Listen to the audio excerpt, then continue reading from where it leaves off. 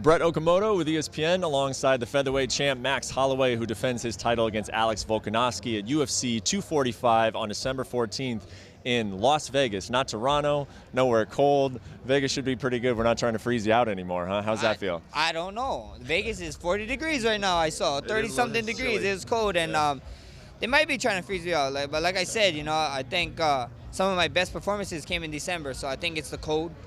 And we're going from the 10th island on over to the 9th island. Come on, and it's going to be amazing. I think a lot of people may not know what you're talking about there. Tell us, why is Vegas such an important place for you to fight, and also just the Hawaiian support that you're expecting to get there? It's crazy. A lot of Hawaiians live there. A lot of Hawaiians move there. They move there, and it's just amazing. I mean, I cannot wait. I can't explain it. I just can't wait for the fight. You guys are going to see a bunch of Hawaii flags in there, guarantee. And I can't wait to pretty much feel like I'm fighting at home. I mean, I love Toronto. You guys been making me feel like home, but this is different. This is going to hit a little different.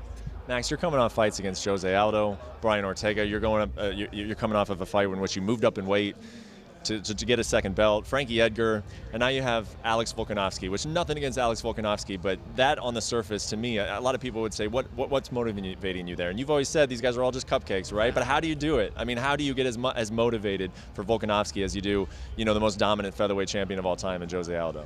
Like JSP said, it comes a point in your career where you're already earning what you already have. It's re-earning stuff, and so we like looking for problems in the questions, and he brings up a lot of problems for me. So I can't wait. I sat down with my team. We all sat down. We all figured out what it is. And one of the things is power. People keep saying I never faced someone with this much power and this much speed or tenacity, or he's younger and blah blah and so on and go on. But I just can't wait. That's the things that excite me. When people got questions. Your boy always come true with answers, so I can't wait. I hesitate to even bring up his name, but a couple months ago, or maybe it was just a few weeks ago, you were asked about Conor McGregor, and you said, what, I don't see the same guy, and so unless I ever see that same guy, then I would never have interest in fighting him again. He has since come out, and had a press conference and said he wants to come back. He announced a date. Are you starting to see the Conor McGregor that you once saw in the octagon years ago? Yeah, for sure. That last one you came, I did my interview, and then he did an interview a couple weeks later, and you kind of see the spark. You see the spark, but we see what happens. He definitely sounded different in that interview from the interview with Ariel, and I can't wait. I hope nothing but good stuff for the guy. I'm a competitor, and he's competitive. I'm competitive, and I can't wait. I'm not gonna wish ill will on anybody. Especially him. He's a father. He's a good father and dad. He got 2 kids, and I just hope he figures it out and he do what he thinks is best for him and his family. I know you're a fan of this sport. If Conor McGregor fights Cowboy Cerrone in January, who do you got in that fight?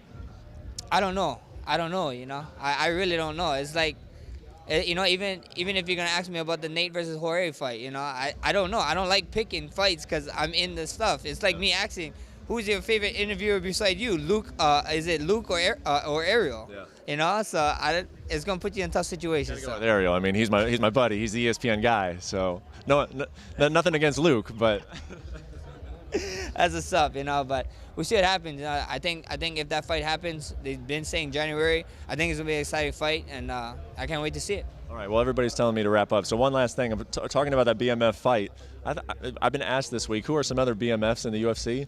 Your name continues to pop up. How about you move up and fight the winner of this fight, Nate Diaz versus Jorge Masvidal? Could you see that in your future? When that whole thing was going down with Nate or whatever, I would step in. I'll talk to my team, and then we thought, we know Steve Wonderboy was on the card.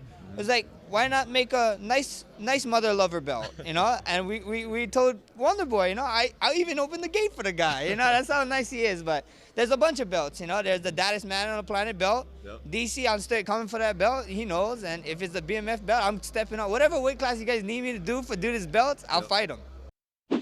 Thanks for watching ESPN on YouTube. For more sports and analysis, download the ESPN app. And for live streaming and special content, subscribe to ESPN+.